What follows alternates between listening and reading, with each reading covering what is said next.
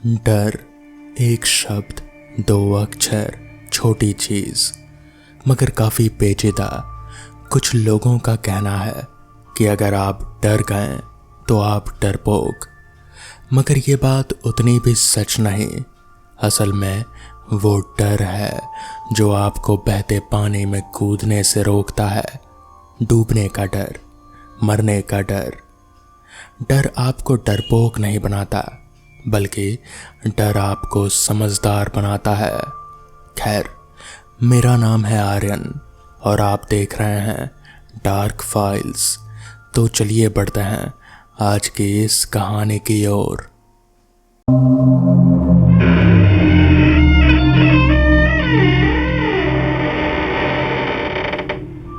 ये बात उन दिनों की है जब मोबाइल फ़ोन सिर्फ अमीरों के ख्वाब में हुआ करते थे, जब रात को छत पर सोना एक आम बात थी और जब गांव की सड़कें सिर्फ चांद की रोशनी में नहाया करती थीं।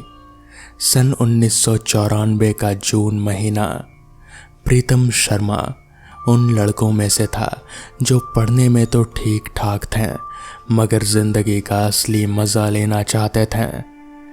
इलाहाबाद के एक सरकारी कॉलेज में बीएससी के दूसरे साल में था वो। हॉस्टल की जिंदगी ने उसे बहुत कुछ सिखाया था।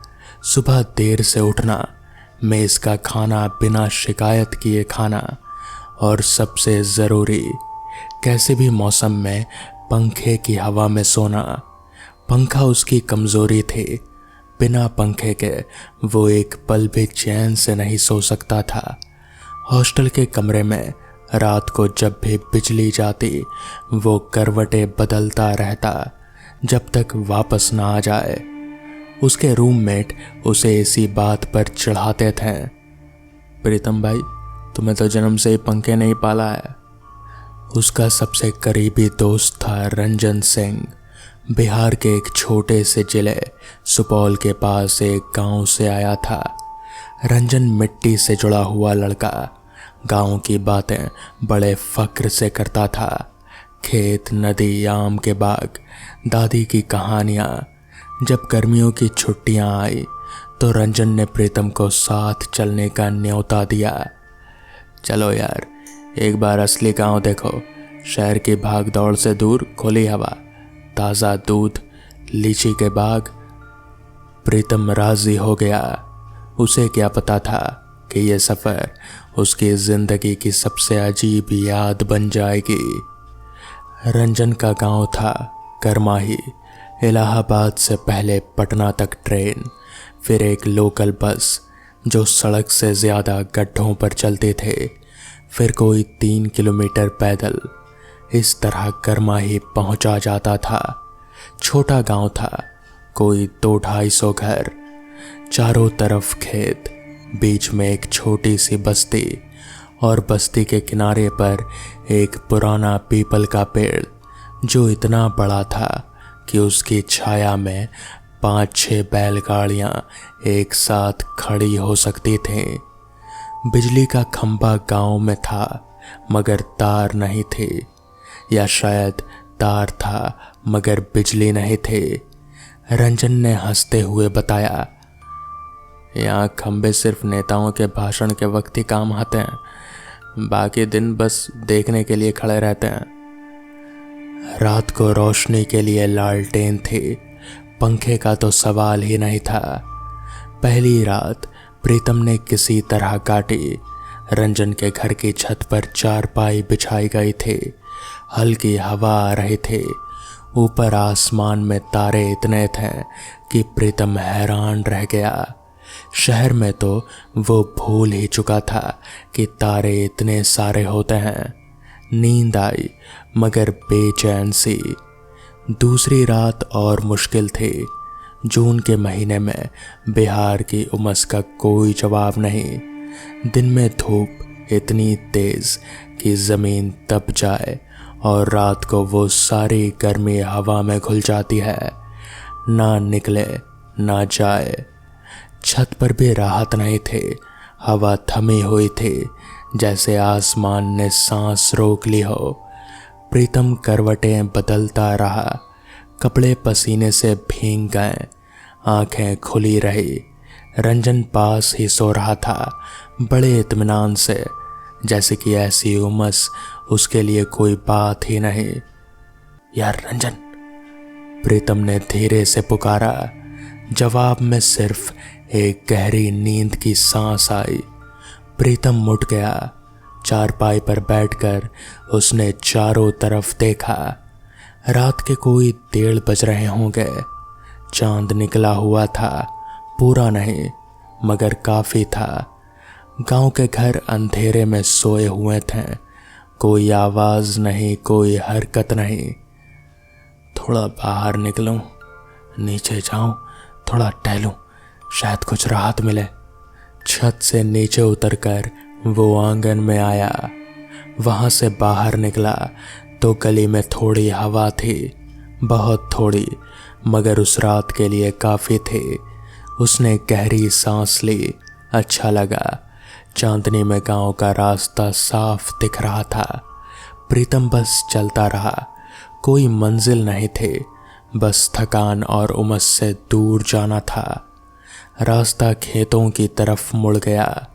इस वक्त खेतों में धान की रोपाई की तैयारी थी। जमीन जगह जगह जुती हुई थी, कहीं कहीं पानी भरा था। मेड़ों पर चलते हुए प्रीतम आगे निकल गया। हवा यहाँ थोड़ी बेहतर थी। वो रुका, सांस ली, चांद को देखा। तभी उसकी नजर पड़ी। कोई 150 कदम आगे एक खेत के किनारे आग जल रही थी। छोटी सी आग, कुछ लकड़ियां जल रही थीं और उस आग के पास एक आदमी बैठा हुआ और उसने ओढ़ा हुआ था एक मोटा कंबल, सिर से लेकर कंधों तक। प्रीतम ठिठक गया। जून की रात, इतनी उमस, और ये आदमी कंबल ओढ़े आग ताप रहा है। पहली नज़र में उसने सोचा शायद उसे गलत फहमी हो रही है, दूर से देखने में धोखा होता है। उसने आंखें सिकोड़कर दोबारा देखा। नहीं, कंबल ही था और आग भी थी। एक अजीब सी खींचाई हुई उसके अंदर। कुछ था जो उसे रोक रहा था और कुछ था जो उसे आगे धकेल रहा था। वो आगे चल पड़ा। जैसे जैसे वो करीब आया, आग की रोशनी में आदमी की शक्ल साफ होने लगी। बुजुर्ग था, बहुत बुजुर्ग। सफ़ेद बाल, झुर्रियों से भरा चेहरा, आंखें जो आग की लपटों को देख रहे थे बिना पलक झपकाए। कंबल मोटा था, ऊनी, जैसा दिसंबर में ओढ़ा जाता है। उसकी उंगलियां कंबल के किनारे थामे हुई थी और वो उंगलियां कांप रही थी। गर्मी में कांपना। प्रीतम के माथे पर पसीना था और वो बुजुर्ग कांप रहा था। बाबा, प्रीतम ने पास जाकर आहिस्ता कहा। बुजुर्ग ने सिर उठाया, नजर मिली। आंखें थोड़ी थकी हुई लेकिन होश में थी। कौन हो? बुजुर्ग ने पूछा। आवाज खुरदरी थी, जैसे बहुत दिनों से किसी से बात ना की हो। मैं प्रीतम हूँ, रंजन सिंह का दोस्त। हॉस्टल से आया था उसके साथ। बुजुर्ग ने कुछ नहीं कहा, वापस आग को देखने लगा। प्रीतम थोड़ा और करीब आकर बैठ गया। अब वो सोच रहा था कि इनसे क्या पूछे। सवाल अजीब था। इतनी गर्मी में कंबल क्यों ओढ़ा है? ये पूछना शायद बेअदबी लगे, मगर ना पूछना भी मुश्किल था। बाबा, ठंड लग रही है क्या आपको? उसने आखिरकार पूछ ही लिया, जितना नरमी से हो सका। बुजुर्ग ने एक लंबी सांस ली। आग की एक लकड़ी टूटकर नीचे गिरी, चिंगारियां उड़ी। ठंड नहीं लगती मुझे। ठंड तो नहीं, मगर जिस्म मांगता है आग। बिना आग के रहा नहीं जाता अब। प्रीतम चुप रहा। कुछ और था इस जवाब में। वो समझ सकता था। कितने बजे से बैठे हो यहाँ? रात हुई तब से। और घर नहीं जाते? बुजुर्ग ने इस बार उसकी तरफ देखा, एक लंबी नज़र, जैसे तौल रहा हो कि इस लड़के से कुछ कहा जाए या नहीं। घर में रहा नहीं जाता, उसने कहा, बस इतना। फिर खामोशी। आग जलती रही। दूर कहीं एक झिंगुर बोला। रात की हवा बिल्कुल थमी हुई थी। प्रीतम को नहीं जाना चाहिए था, वो जानता था। रात के 1:30-2 बज रहे थे। अनजान जगह, अनजान बुजुर्ग, मगर वो बैठा रहा। कुछ था उस बुजुर्ग में, एक अजीब सी तकलीफ जो उसे खींचे रख रही थी। थोड़ी देर बाद बुजुर्ग खुद बोलने लगा, बिना किसी सवाल के, जैसे बहुत दिनों से कुछ सीने में दबा था और आज किसी अजनबी के सामने निकल आया। उसका नाम था धनपत राय। करमाही गांव का ही था। यहीं पैदा हुआ, यहीं जिया और कहता था कि यहीं मरेगा। उम्र कोई 70 के ऊपर थी। खेती करता था या करता था, अब होती नहीं। 3 बेटे थे उसके। तीनों में सबसे छोटा था मनोहर। मनोहर उसकी जान थी। तीनों में सबसे होशियार, सबसे मेहनती, पढ़ने में तेज था। इसलिए धनपत ने उसे जिले के स्कूल में पढ़ाया। बड़े दोनों बेटे खेतों में लगे रहे, मगर मनोहर के लिए उसने कुछ अलग सोचा था। ये बेटा कुछ बनेगा, इसे मिट्टी में नहीं खपाना है। मनोहर ने भी मायूस नहीं किया। मैट्रिक में अच्छे नंबर आए, फिर इंटर, फिर पटना के एक कॉलेज में दाखिला मिला। ये 1981 की बात है। पटना जाने से पहले मनोहर ने अपने बाप के पांव छुए थे। धनपत ने उसे गले लगाया था। जा बेटा, खूब पढ़, नाम कर। उस दिन धनपत की आंखों में आंसू थे, खुशी के। मनोहर गया। पहले साल खत आते रहे।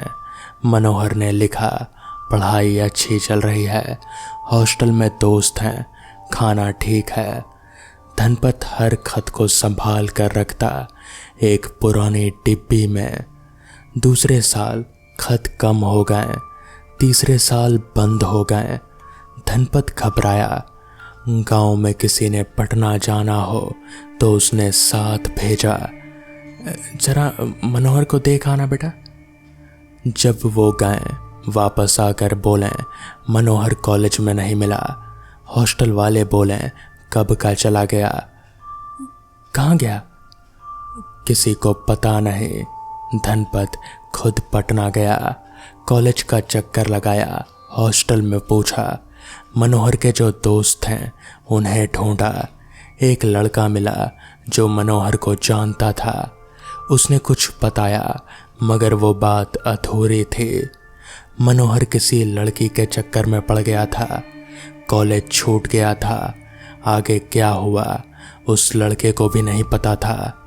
धनपत वापस आ गया, खाली हाथ। साल बीतते रहे। धनपत इंतजार करता रहा। हर आते जाते से पूछता, मनोहर को देखा कहीं? हर मेले में, हर बाजार में उसकी नजरें भटकती रहती, कहीं वो दिख जाए, मगर मनोहर नहीं आया। 7 साल बाद 1988 में एक खबर आई। खबर किसी ने लाई नहीं, एक कागज आया, सरकारी कागज, पटना से। उस कागज पर लिखा था कि एक अज्ञात व्यक्ति की लाश पटना के गंगा घाट के पास मिली थी। पहचान के लिए थाने में रखी गई थी। कुछ दिन बाद किसी ने पहचाना, वो मनोहर था। मौत का कारण डूबना, हादसा था या कुछ और, ये कभी साफ नहीं हो पाया। धनपत ने ये सुनकर क्या किया? प्रीतम ने पूछा नहीं, मगर बुजुर्ग ने खुद बताया। कुछ नहीं किया, बस घर में बैठ गया। 3 दिन उठा नहीं, खाना नहीं खाया, बस छत को देखता रहा। वो 3 दिन शायद जिंदगी के सबसे भारी दिन थे। उसके बाद धनपत उठा, खेत पर गया, काम किया, घर आया, खाना खाया, सो गया। ऊपर से सब ठीक था, अंदर से कुछ टूट गया था जो कभी जुड़ा नहीं। फिर ये आग और कंबल? प्रीतम ने पूछा बहुत धीरे। धनपत चुप रहा कुछ देर। वो रात के 2-3 साल बाद शुरू हुआ। एक रात सोया था, नींद में मनोहर दिखा, भीगा हुआ, ठंडा। कह रहा था, बाबा ठंड लग रही है। मैं उठ गया, सोचा सपना था, मगर अगली रात फिर दिखा। उसके बाद फिर हर रात वही, मनोहर भीगा हुआ, कांपता हुआ, कहता कि ठंड लग रही है।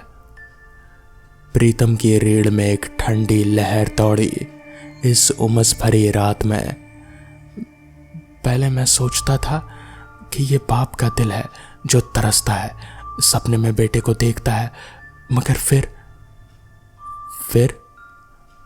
एक रात ऐसा हुआ जो सपना नहीं था। धनपत ने बताया कि कोई 4 साल पहले की बात है। रात के वक्त वो अपने कमरे में सोया हुआ था। घर के बड़े बेटे का परिवार भी आया था, सब सो रहे थे। अचानक उसकी आंख खुली। कमरे में कोई था। दरवाजे के पास अंधेरे में एक आकृति खड़ी थी। धनपत ने सोचा कोई घर वाला है। कौन है? उसने पूछा। जवाब नहीं आया, मगर आकृति हिली, धीरे धीरे पास आई। और जब वो पास आई, जब चांद की हल्की रोशनी उस पर पड़ी, तो धनपत ने देखा मनोहर था। वही चेहरा, वही कद, मगर कपड़े भीगे हुए, बाल भीगे हुए, पानी टपक रहा था जमीन पर। बाबा, उसने कहा, और उसकी आवाज, वो आवाज वही थी, बिल्कुल मनोहर की आवाज। बाबा, बहुत ठंड लग रही है। धनपत चीखना चाहता था, मगर आवाज नहीं निकली। जिस्म जम सा गया। मनोहर या जो कुछ भी था वापस मुड़ा, दरवाजे की तरफ चला गया और गायब हो गया। उस रात के बाद धनपत के घर के भीतर रात बिताना मुश्किल हो गया। वो बाहर निकलने लगा, खेतों में, खुले आसमान तले, और आग जलाने लगा। अगर उसे ठंड लग रही है तो मैं भी आग जलाता हूँ, शायद यहाँ तक गर्मी पहुँचे, शायद उसे राहत मिले। और कंबल? ये उसका कंबल है, मनोहर का। पटना जाते वक्त माँ ने दिया था उसे, कहा था ठंड लगेगी वहाँ। वो कंबल वापस आ गया था, उसके सामान के साथ जो थाने में मिला था। मैं इसे ओढ़ता हूँ। प्रीतम के मुंह से कुछ नहीं निकला। लगता है शायद उसकी सांस इसमें बची है। धनपत बोला। पागलपन है, मालूम है, मगर क्या करूं? बाप हूं, बेटे को ठंड लगती है तो बाप से देखा नहीं जाता। उसकी आवाज नहीं कांपी ये कहते हुए। वो उससे आगे निकल चुका था जहां आवाज कांपती है। प्रीतम बैठा रहा। आग धीरे धीरे कम होती जा रही थी। उसके मन में बहुत सारे सवाल थे, तर्क के सवाल, विज्ञान के सवाल। बीएससी का लड़का था, भूत प्रेत पर यकीन नहीं करता था, मगर उस वक्त कोई सवाल नहीं पूछा, कोई तर्क नहीं किया। कुछ दर्द ऐसे होते हैं जिन पर तर्क का कोई अख्तियार नहीं होता। धनपत ने उसकी तरफ देखा। तुम डरे नहीं? थोड़ा। धनपत ने हल्की सी मुस्कान दी, बहुत हल्की। मुझे भी डर लगता था पहले, अब नहीं लगता। जब बेटा आता है तो बाप को कैसा डर। थोड़ी देर और बैठा रहा प्रीतम। आग बुझती जा रहे थे। धनपत ने कुछ और लकड़ियां डाली। अब जाओ, रंजन के घर के हो, वो नेक दिल लड़का है, उसके बाप को जानता हूं, जाओ सो जाओ। प्रीतम उठा। जाने से पहले उसने पूछा, बाबा क्या क्या आपको लगता है कि वो आते हैं सच में? धनपत ने आग को देखा। पता नहीं, हो सकता है मेरे मन ने जो देखा हो वो देखा हो सकता है वो सच में आते हो, मगर इससे क्या फर्क पड़ता है? मैं बाप हूं, बेटे को ठंड लगे और मैं सोया रहूं, ये नहीं हो सकता। प्रीतम वापस चल पड़ा। खेतों की मेड़ पर चांदनी में वो चलता रहा। पीछे मुड़कर देखा तो आग अभी भी जल रहे थे। कंबल ओढ़े बुजुर्ग अभी भी बैठा था। रंजन के घर पहुंचा। चुपचाप छत पर चारपाई पर जाकर लेट गया। नींद नहीं आई। आसमान के तारे वही थे, हवा वही थमे हुए थे, उमस वही थे, मगर अब उसे वो गर्मी नहीं लग रहे थे। अगली सुबह नाश्ते के वक्त प्रीतम ने रंजन से पूछा, धनपत राय को जानते हो तुम? रंजन का हाथ रुक गया। हाँ जानता हूँ, क्यों? रात को मिले खेतों में। रंजन ने उसे देखा, एक अजीब नजर। रात को? प्रीतम, धनपत बाबा को लकवा मार गया है। पिछले 6 महीने से चारपाई पर हैं, उठ नहीं सकते। प्रीतम का चम्मच हाथ से छूट गया। क्या? हाँ, घर से बाहर नहीं निकल सकते वो।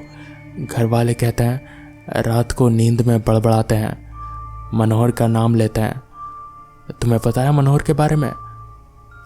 ठंड लग रही है, आग जलाओ, बस ऐसा कहते रहते हैं। रंजन चुप हो गया। बाहर धूप चढ़ रही थी, तेज चुभती हुई। प्रीतम ने खिड़की से बाहर खेतों की तरफ देखा। वहां कुछ नहीं था, सिर्फ खाली खेत, सुबह की धूप में चमकती हुई मिट्टी, और दूर दूर तक कोई आग नहीं, कोई कंबल नहीं, कोई बुजुर्ग नहीं।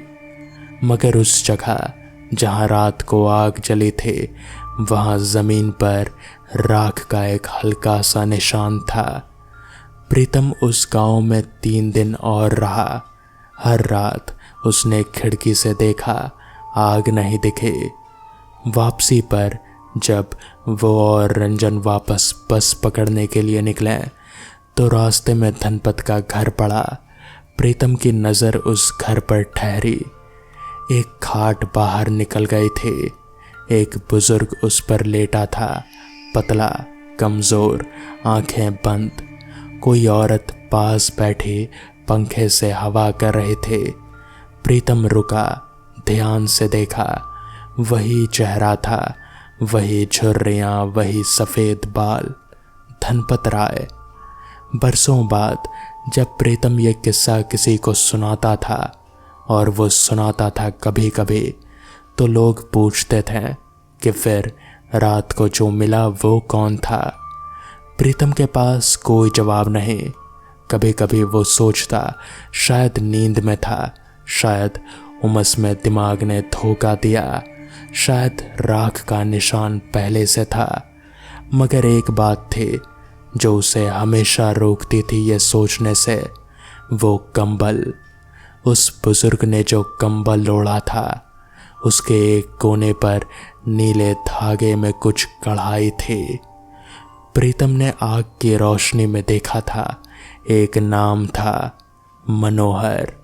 और जब वो सुबह उस घर के पास से गुजरा, लेटे हुए धनपत के पास, तो खाट के नीचे एक पुराना कंबल रखा था, मुड़ा हुआ। उसके एक कोने पर नीले धागे से कढ़ा था, मनोहर। कुछ बातें होती हैं जिनका जवाब नहीं होता, और कुछ दर्द होते हैं जो इस दुनिया की सरहद को पार निकल जाते हैं। बाप का दिल शायद उन सरहदों को नहीं मानता। तो दोस्तों, ये थी आज की कहानी। कैसी लगी आपको ये कहानी मुझे कमेंट्स में ज़रूर बताएं। मैं आपकी राय लेना बेहद पसंद करूँगा। तो मैं आपका दोस्त आर्यन जल्द ही मिलूँगा आपसे ऐसी ही किसी नई कहानी के साथ। तब तक के लिए अपना ख्याल रखें और देखते रहें डार्क फाइल्स।